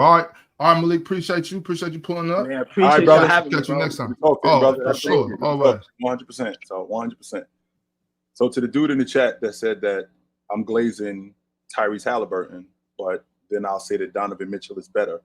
I didn't say that SGA was the best player in the game. I didn't say that. And I didn't say that Tyrese Haliburton is the best point guard in the game. I said that I feel like we're going to have a serious conversation about him being that. I don't have him in a conversation right now with Luka. I don't think Luka good. I don't think he's better than Trae Young yet. That's what I said. That's absolutely what I said. I didn't say that, and I'm standing on it. I'm not putting SGA ahead of Donovan Mitchell. I would like to know from you dudes in the chat today. Today is, let me make sure I'm understanding this, Big Eye. What's today? December 2nd. December 2nd. What did SGA do in a calendar year? Right? What did he do in a calendar year to leap over Donovan Mitchell? And if that's true, then that means that 2 years ago, SGA and Donovan Mitchell were close. I'm all ears to hear that. So anyway, as you were saying, Big Ox, you had some more people up here. Yeah, we got a gang of people in the back. I'm trying to get player logic. I don't listen to that, man. That logic right there. You can't defend that. You can't. I would love to hear you defend that. I would love to hear you defend that logic. Please come up here and defend that better basketball player logic. Please do it. I'm all ears to hear you come up here and defend that better basketball player logic. Defend it. Please. Come up here and defend it. Herb, you back? What up? Yo, what's the word? Yeah. Yo, so hold on one second. Yeah, I think the Magic are legit, yo. I do. We having some trouble. Can't hear you. Yo, y'all can hear me? Now we can hear you. Okay, that's better. Right. Yo, I think the Magic are legit. If you really look at the East, you got Boston, you got Philly, you got Milwaukee. I thought what they were going to be like. I thought Detroit was going to be like kind of that annoying team you just didn't want to see. Maybe because I'm just a big Cade Cunningham, Jalen Durant fan. But I mean, the Magic, they kind of match up pretty well. And Chill, I think I heard you say it when they beat the Celtics. Mm-hmm. I don't think the Celtics want to see them in a 4-game, 7-game series. They just look like that annoying squad that just like they're gonna give you problems defensively because they have the height to match up. They got Franz and Paolo, who are 6'10", 6'9". Mo and Goga, I think that's how you say his name. I hope I didn't pronounce it wrong. Franz, Mo is averaging 14. Jalen Suggs is playing better. Cole Anthony's stepping up a lot defensively. Mm-hmm. And it's like, I'm not saying they're championship level, but I think they're a team where if the teams like the Celtics or like Philly, if we have such high expectation for them, I wouldn't be surprised if they got knocked out by Orlando, especially if they were healthy. Like that's why that's exactly why. If I was Philly, I do not want to see them in the first. Are we like if I was Philly, are we gonna like if we look at the matchup, Joel's gonna have a lot to work with. Like he's gonna have a lot of things on his shoulders in terms What do you mean? What do you mean? Like, because I think with the defense of Cole Anthony, with the defense of Jalen Suggs, I think Tyrese will still get his, but I think he'll have a lot. I think he'll still have a lot of work to do with the type of defense that Orlando plays. I mean, he'll still get his, but how easy will it be? I don't think it'll be easy against a Paolo and a Franz and a Mo. I think they can hold their own. I think Joel Embiid would dominate Orlando's front line. I think he would destroy their front line. I'm not on the fence about that. I'm not thinking maybe. I'm not thinking possibly. I think that if they ran the offense through him, where he played primarily on the box and in the mid post, I think he would destroy their front line. That would be a quick that's not going to happen, Chill. Right, that's the problem. It's not. He's going to be out there shooting threes, Chill. Yeah, it's not. But if he played on the block and in the mid post, that would be a quick series. They would make quick work of them. But the way the league is now and the way a lot of teams play, we don't have any more post guys. Pick and pop. Yes, we do. Joker play on the block. No, but I'm talking about like I'm talking about. I'm not saying like we don't have post guys, but I'm talking about where their whole game is solely like they don't shoot threes. If they do, maybe it's one or two. Right. But it's like, where's the Dunkins? Where's the Olajuwons? Where's these guys at? You know what I mean? They here. Respect them out to Sabonis. Yeah, they hear. The problem that we having is the problem that we're having, and I had to get off this years ago. Shaq ain't coming back. Olajuwon ain't coming back. David Robinson's not coming back. I understand that the game is advanced. These guys are updated versions of the older guys. They're like Joker. He's an updated version. The big man is still here. The big man still cleans glass. The big man still rim protects. The big man still rim runs. He just cleans glass. I mean, he just plays a little bit further away from the basket. A little more to my liking. I don't like it as much, but he does do that, right? So he still does the other stuff that big guys do. And I had to accept the fact that guys like Chamberlain, guys like Jabbar, guys like Olajuwon, them dudes are gone. And I gotta embrace guys like Joker. As much as I don't like what I see from Joel Embiid and how much better he could be, right? How much better he could be. The fact that he decides that he's just gonna play on a perimeter and his game's gonna be outside in, that does bother me. Yeah, I just think I'm of the minority that I just hate seeing the bigs spread out more than I like to see them just play dirty and just really get it. Also, before I go, because I gotta get back to work. Yep. I would take Melo over KD because when I watched the series against him and Bryant when it was Denver and the Lakers. Carmelo is like when you talk about not letting you off the hook, bro. He's so physical. He is one of the. I think he's one of the most underrated dirty work guys. Because even Paul Pierce said it, bro. When he's backing you down, when he's off the ball, bro, he's gonna put those elbows on you. He's gonna put he's gonna wear you down. he is gonna whip. Absolutely. Yeah. Absolutely. Right on. Like All right, brother. he's gonna All right, wear all right, your for ass down. Yes, For he I sure. is. gotta go though. All right, brother. bro, appreciate you. Yes, sir. Yo. Yeah, man. All right. I would like to see that Big Ox, but I'm not going to, unfortunately. Right. Oh, Joel. Yeah. I would like to see that. Yes. I would like to see that. So let me see. We got 15 minutes. I'm gonna start bringing y'all up 2 at a time. Let's get our points off quick. Let's keep it moving. I hate to go days when we miss people out the lobby, but you know how it is, y'all. Let me see. We got Big Storm. What's up, Big Storm? What up?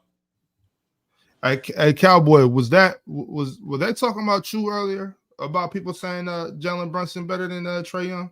See, I'm glad you brought that up because I'm not going to be disrespectful. I know most people don't watch Knicks games, but how many Knicks games have you guys watched? Based off of that evaluation, I can tell you the difference in how Brunson has developed his game over the season. That's why I'm asking.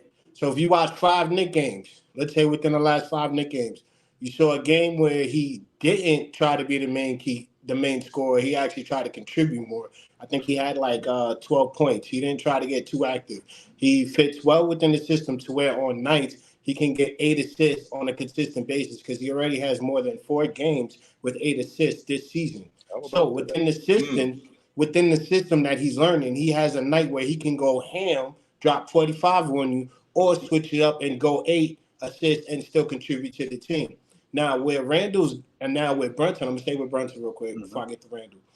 Now also with Brunson's game, his IQ, he's getting his teammates involved. I have seen where Randall is down in the post and he kicks it out to Hart, and then Hart gives it to Brunson. Brunson kicks it to DiVincenzo, like, yo, you take it. I want to see you guys come up with me, because when he goes off and he starts to cool off, he's expecting these guys to step up. So who's our best player, Cowboy?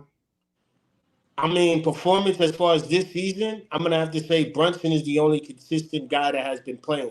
RJ got hurt. Grimes got hurt. Randall has his off nights, but Randall was also coming off of an injury the first 5 or 7 games. Right. But now you're starting to see how his game is, to where last night you saw how tight the ball was. It didn't look like the ball was getting away from him when he got into his post. And even though he's coming from the post from the 3-point range, he's still getting into position quicker when he hits his spin, and he's even seeing the double team. He's also trying to get Grimes involved as well. That's why I keep telling y'all, most people don't watch the Knicks to actually have a full understanding of what the team is doing. They're trying to build when you say that, though, Cowboy, because this is what I'm saying, Cowboy. We got 30 teams in the NBA. How many games does one have to watch in order for you to feel like they have a big enough understanding of the team? And it's been what Chitchat, where we at? 16 19. Games, 17 games so far? Yeah. Like so how many of those 17 games do we have to have seen? I honestly gotta tell you, like, unless you're a fan like me who watches all the games or try to watch all the games, I'm gonna say if you're watching 20 games per season of another team, and I'm talking about not just big games on like off nights, like you're watching, let's say OKC and the Spurs, but you know OKC is gonna win, like stuff like that, or you're watching, the Knicks versus the Hornets, like you watch certain games like that, not just all the top games mixed in with the 20, yeah. You can make a clear evaluation, but most people are still grading Brunson off for last year, because it's not just his assists that went up, his IQ has also went up as well, to where he's getting guys involved. And as well, Tibbs even had a beautiful rotation last night that most people don't even see. He ran small for 7 minutes with Hart at the 4 and had Hartenstein at the 5. And then they ran it with Quickly, they ran it with RJ, they ran it with Brunson. Took out, and then he just rotated in DiVincenzo. But everybody was eating because Brunson was the one in the main court making sure it facilitated.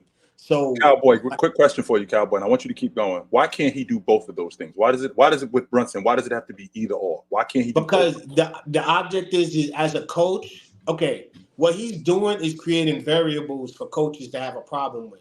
Because if you see Brunson starting to have a hot night, you could plan for that. But if you see Brunson getting a hot hand to, let's say, DiVincenzo, like he did last night, 7 for 9 of 3-point range, you're like, dang, now we got to prepare for that. Because if he starts passing it to DiVincenzo, he gets hot, we got a problem. Now we got to plan for Hart. Because now Hart was doing his thing, too, with rebounding, playing defense, and also scoring as well. So now he's creating more avenues to where he's the key cog, But okay, you can shut me down. I'm gonna get this guy involved. All right, you gonna shut me down? Nah, I'm gonna get involved now, and I'm gonna get my other teammates around me.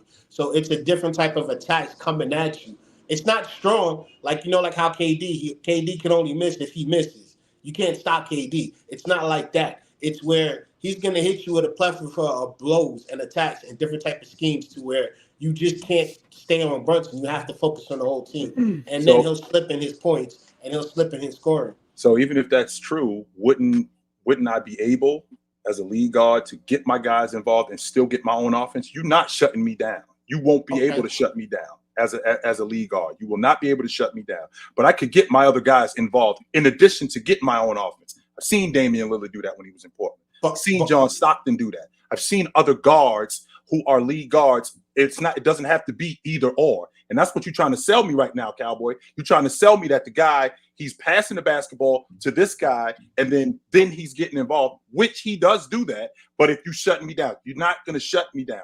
I'm going to get DiVincenzo involved. I'm going to get Julius Randle involved. I'm going to get Mitchell Robinson involved, who, by the way, when I'm watching Jalen Brunson, he misses Mitchell Robinson so many times on reads right to the basket when he's rim running or when he's around the basket. That hurts your offense because you got a guy like that, kind of like what Minnesota is doing with Rudy Gobert, where they give him the basketball around the rim. When they give him the basketball around the rim, the defense now collapses, which makes more opportunities for guys like DiVincenzo, which makes more opportunities for guys like Julius Randle. And if the big fella, and if your primary ball handler in Jalen Brunson would get him involved, which he misses reads on him, if he get him more involved, if he would get Julius Randle more involved, guys like that, which he has been doing lately, but if he continues to do that, he could still get his offense. It does not have to be either or with him. But wait, hold on. With Mitchell real quick, I can clear up 2 quick points. With Mitchell, the problem is he has stone hands. A lot of times, I've seen him try to do it between the legs and try to go up with a layup, but then lost the ball. Like, a lot of times, his handles isn't there. So a lot of times when he makes the passes, Mitchell isn't ready. And plus, his footwork is still shoddy because Mitchell's still having problems with the high screens when Brunson has the ball. He's still getting called for a moving screen as well. So he's not set yet, and they're still working out on those issues. But back to Brunson, where he's beating you. He's getting his team involved for a reason because he knows at some point he's going to have to drop 15 points at some point or 12 points at a specific time. But this is how he gets you. He gets you defensively with the Chargers as well. Last night he had Ginobili, Schneider, and Siakam. All 3 of them had 3 fouls that he drew from them in 1 quarter. They were at 2 fouls in the 3rd quarter, but when Brunson came on them, 3 charges, boom, now they're 3. One of them almost even fouled out of the game with 5 fouls in the 4th quarter. So he's going to attack you the way, okay, it's not my time yet. I want these guys to get developed because that's more of a threat to where you don't know when he's going to go off. That's the difference. So when he does go off, he wants his boys there with him to where it's a full-on attack. Right. That's what it's about. So, yeah. For sure. That's why I said keep an eye on Brunson. Just watch 20 games and you'll see. I watch the Knicks. I do. I watch the Knicks. Yes, I do. I watch the Knicks. What's up, Big Storm? Storm, what's up, man? Can't hear you, brother. Can't hear you. I'll give you a couple of seconds, Storm. Nope. You can't hear you. Yo, I'm good. Mike, check up. Yep. Bad mic. I just want to say, if we face the Sixers, I don't see us winning solely because Joel Embiid will just draw so many fouls on our 4 and 5 man. Because I've noticed what they do is whenever someone gets past them, they'll like do the little hand tap thing and draw so many unnecessary fouls. And I just think that like us having to like guard Joel Embiid so heavily since he can kind of get his shot anywhere, and that may be one of our weak points, maybe our interior defense. So I just feel that wouldn't be like a good series. But I do feel that that if we go up against, like, say, I think we could beat the Celtics. I think if we go against the Bucks, it could possibly go 7. I just think that our perimeter defense and our kind of like rotations are that good.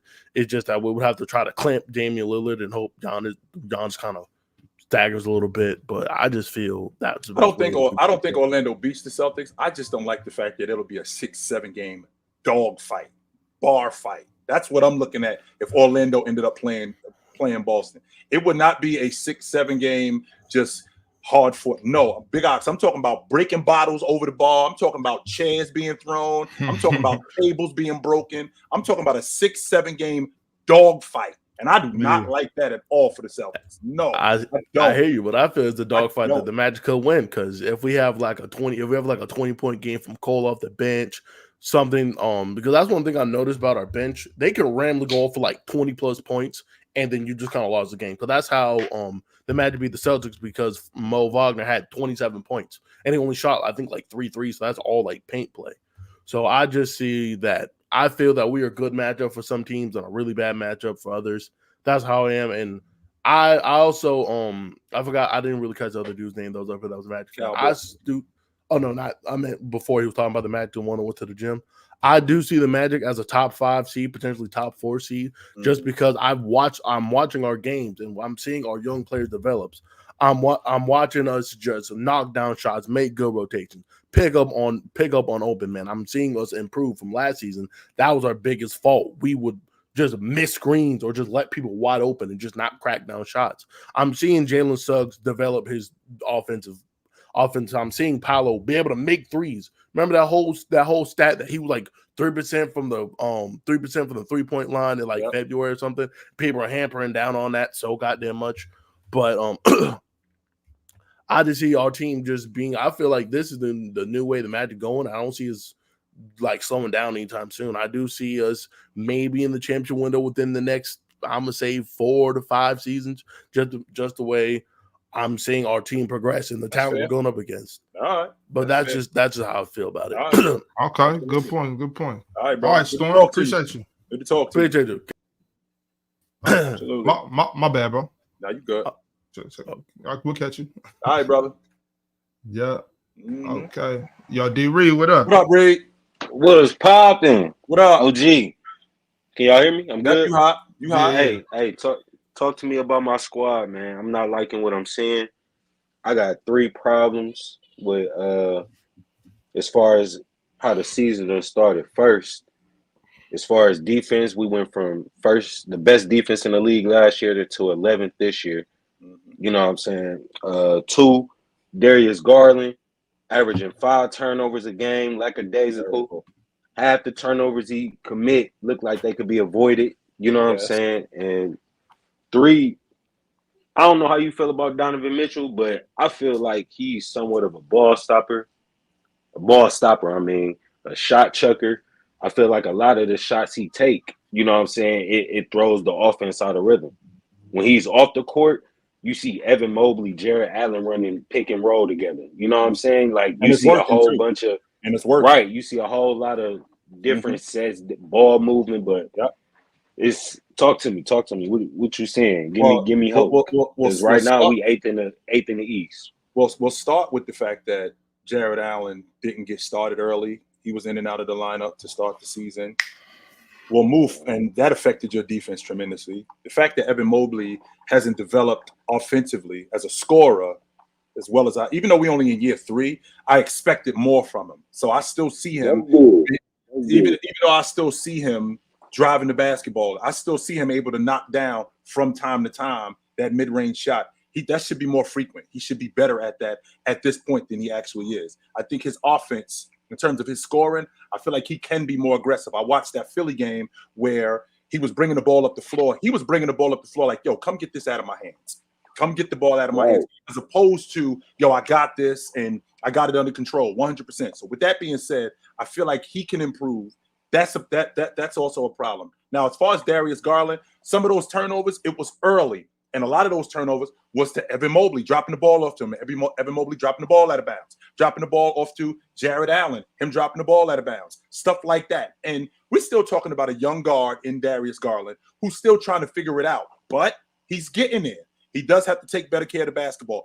Going downhill, I feel like he can score the basketball a little bit better than what he does. I know he's trying to drop the ball off to Evan Mobley to get Evan Mobley going, which he does, but I feel like he can do a better job at getting to the rim and scoring at the rim. I think that would cut down his turnovers, and I think that would open up the offense a little bit more and get Mobley even more open than what he already is. As far as Donovan Mitchell was brought over to this team to push you guys over the top, and he did that last year. Unfortunately, you guys were young when you saw the Knicks in the playoffs, and you basically got beat up. But nobody had the Cleveland Cavaliers as a top 5 seed last year, which they ended up being that because Donovan Mitchell had a career year. Now, this year, he's still doing work. It's just that this Cleveland team, I think that it's more of a more than anything.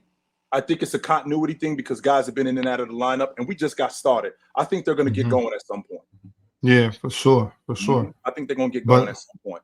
All right, D-Red, we got to keep it moving. Try to grab another 1 or 2 people up here before we got to move on. Appreciate you, fam. Absolutely, D. Good talking to you, brother. Let's get New York in the house. Let's get New York. Let's get New York in the house. What up? What up? Yo, Ox, my fault. Yo, I thought it was you, Ox. It's Chill. Ox, Chill is the hater, man.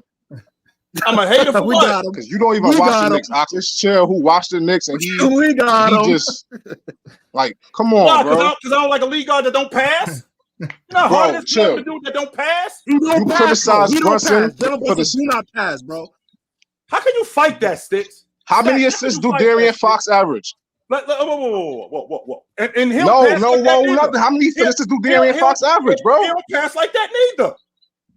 You never say anything. You call him an MVP. You don't criticize De'Aaron Fox. Wait a minute. Yo, we can keep De'Aaron out of this. No. De'Aaron's always in this because y'all talk about Brunson for taking shots. Wait, let me talk, Jill. Y'all talk about Brunson for shots when Fox averaged 22 shots a game, bro. Get it correct. Get your glad bag in the hefty, man. Let's go. You talked about league MVPs. That's this dude right here. I never said that. You ain't putting that on me. All right. Okay. I never heard you say nothing. I mean, I ain't hear you give him no backlash. You ain't say, yo, he's taking 22 shots a game. He don't pass enough. I don't hear you saying that, Chill. Put that on him. Put that on him. Nah, that's on you, bro, because you don't give him no back talk. Whenever Brunson name come up, you get all sour, screw face, and all of that. Because I see a dude, first of all. But he's not the only one. So you only call out Brunson for this shit. You don't call out nobody else, bro. Okay, let me make sure I'm getting this correct. So Jalen Brunson, Jalen Brunson, who I've seen, and you already said it. I watched the Knicks. How many? Chill. You watch us. You don't watch us enough, bro. Because you can't be. If you watched us, bro, you wouldn't be saying this, bro. It's no way in hell you would say Randall's the best player on the Knicks either. You ask any Knicks fan out here, they would not say that, bro. Where are you getting that from? Are you watching the game? I am watching the Knicks. He the only All-Pro y'all got.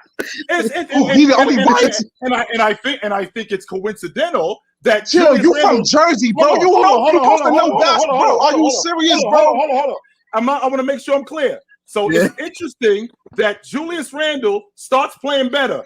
What happens to the Knicks? They start winning. All of a sudden, they start winning. Brunson gonna do it every game by himself. He been doing. Brunson play good every game, bro. Brunson, you just said Julius starts playing good. Brunson been playing good, bro. Give him his credit, bro. Been playing good. With a bum ass Randle who been bumming it in the beginning of the season, bro. Randle just got back, bro. Give my son his credit, bro. Chill, y'all. Relax. Give my son Brunson his credit, bro. Y'all be the way when Suns came up there and brought up Trae Young, that face Chill made with Trae Young. The first name, Jalen Brunson. What? Trae Young is trash. Fuck that. I'm trying to be nice, bro. I'm trying to be nice, bro. Trae Young is trash. He's overrated. He's overrated, bro. He's shooting 40% from the field. He's shooting 40% from the field right now, bro. Talk about it. I can't. I'm trying to hear. I can't hear nothing. I can't hear nothing. Get the hell out of here. I can't hear that. Hell no. Show's a fool. Hell no. What's up, Leaf? What's up, Leaf? Go ahead, Chill Time. You did. You asked the question about what has SGA done in a 365-day calendar year that D-Mitch hasn't done. Just remind you. Hasn't done. Nothing what he hasn't done. Well, I guess that for lack of a better term, I don't know if that's exactly what you said, but just to let you know, he was first team all NBA. I don't think Spider has ever done that. That's just putting that out there. Which is nuts to me. No. Listen, I agree with you. But you the main person always bringing up all pro teams, bro. You all pro on that. Right. So and we're talking about the team didn't make the playoffs. Listen, I'm not the voter, bro, but you also co-signed the All-Pro team a whole lot. I do. So don't act like you don't. Was second team All-Pro, and he should have been first team All-Pro. But he should have been. That's not up to me. But listen, all I'm saying is what he did. Listen, I look to go around the league a little bit more. Last night's game that Philly lost. Figuratively, bro, like I like to give like a little point, like pressure points. Figuratively, they lost that game. Well, realistically, they lost that game without Joel and Maxey. They only lost by 6, which shows me something from the others. It shows me that they got a lot of fight, and then they got a lot of heart, and then that they are going to be some of the main reasons why, if Philly goes far in the playoffs, that they do go far. Unfortunately, no, I'm not on the Philadelphia 76ers train because Joel is either going to catch the BGs or he's going to get hurt in the playoffs. So we all know that. And second, because that's part of the reason why.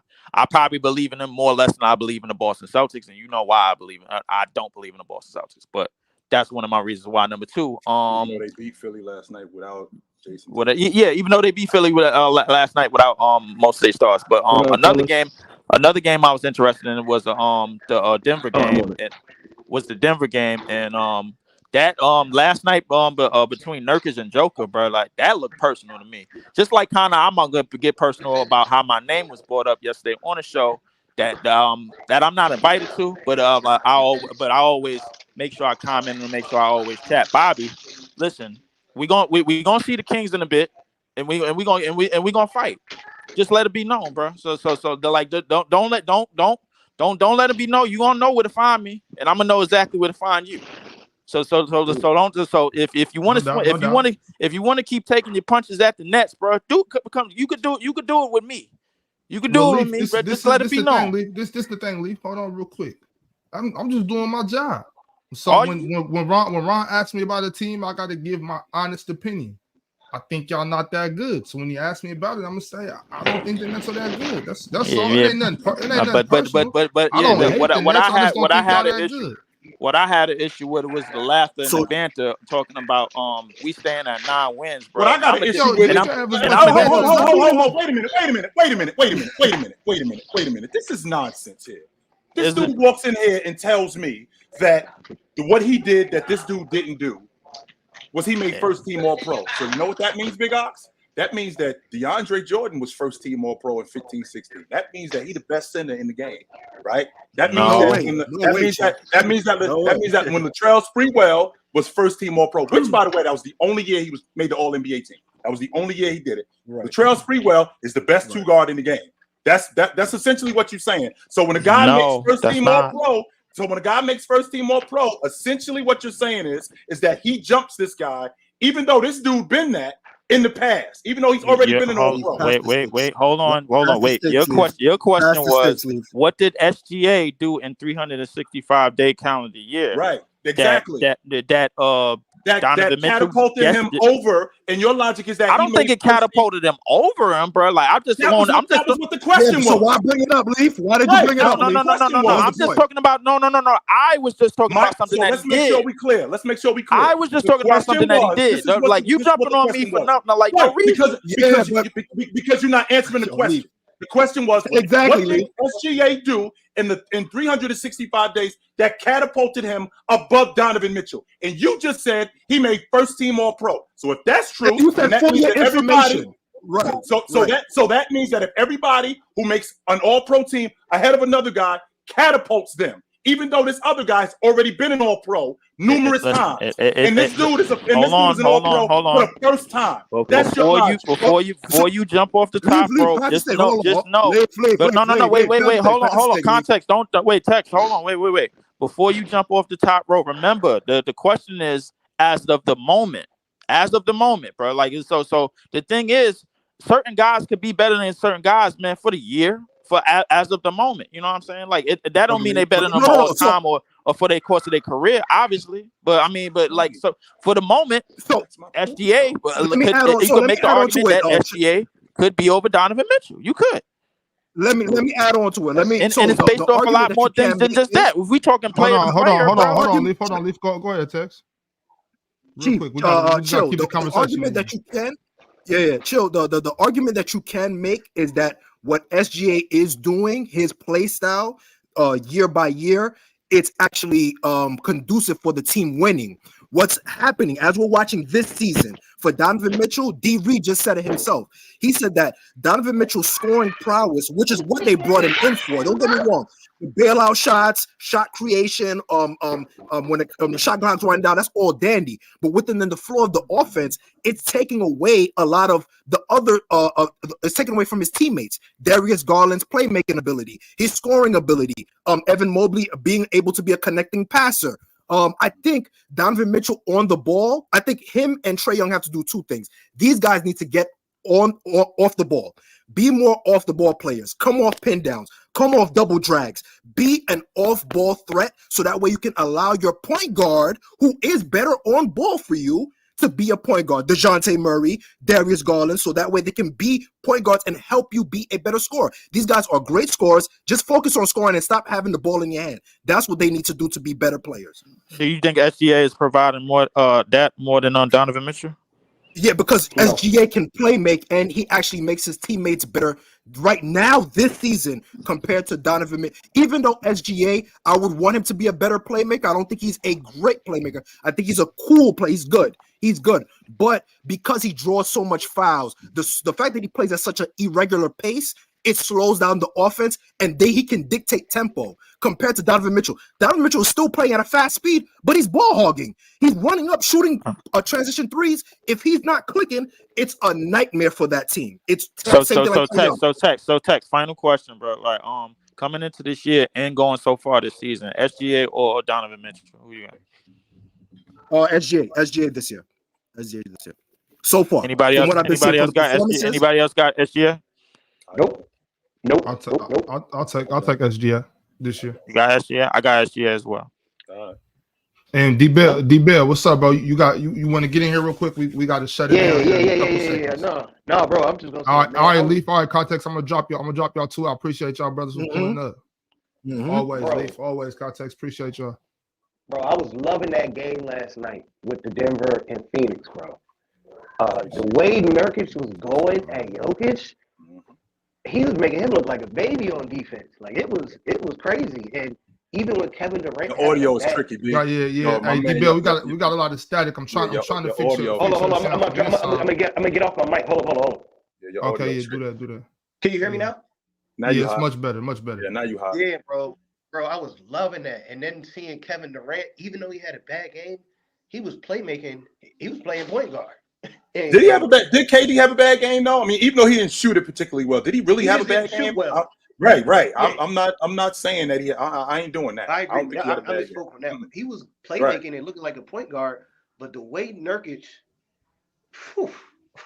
skill set wise, I have a quick question. I know he's not as good as Jokic, but skill set wise, what do you think is the difference between them two guys? Because they both kind of do the same thing. They don't do the same thing. I don't think so. I'm talking about in reference in the I know what you're talking about. And shooting. I mean, it just works more with Joker. He converts more. Of course. Well, he's the focal point. That's the difference. You know, when you're doing a job, if you're doing it more than the other person is doing it, even though you got the same skill set, then that makes you better. So I get what you're saying. If you convert him more, then I feel like that's what Joker does. Joker is a guy that when he gets the basketball, it's pretty difficult to deal with him. I just feel like what Nurkic did last night and making him defend, that was huge. That's the best way to play defense against him. Make him defend. Make him guard. Yes, sir. Yeah, make him guard, because if you just let him come down and just play offense, he's going to cook you every time. Right. But Nurkic was, hey, bro, I'm going right at you. And I feel like people kind of forgot about Nurkic. I heard Bob say something about it earlier. Nurkic was like that before he started getting hurt. He was totally. Wasn't he like a 17, 18 game guy in Portland with Dame, something like that? Am I off with those numbers? No, you on point. He was really good before he got hurt, and he just never was able to bounce back. So his role is different now. But I did like seeing that, because a lot of people be acting like they're scared of him, and it's like, no, you got to guard me. Go after him. 100% go after him. Yes. Go after him. And talking about that, Trae Young, I do think he needs to get more flowers, because I feel like people just dog him because he takes bad shots. But like you said, 30 and 10 is hard to do. It's impossible, yo. Who else doing that? Yeah. Like when you think about 30 and 10. Think about 29 and 10. Who else doing that? Like let's just say in the league you got 3 guys that's 30 and 10. 3 out of 400 and 430 plus. You only got 3 guys doing that. Yeah, that's a big deal. That's ridiculous. A huge deal. And by the way, without arguably a top 50 player. Exactly. None of that.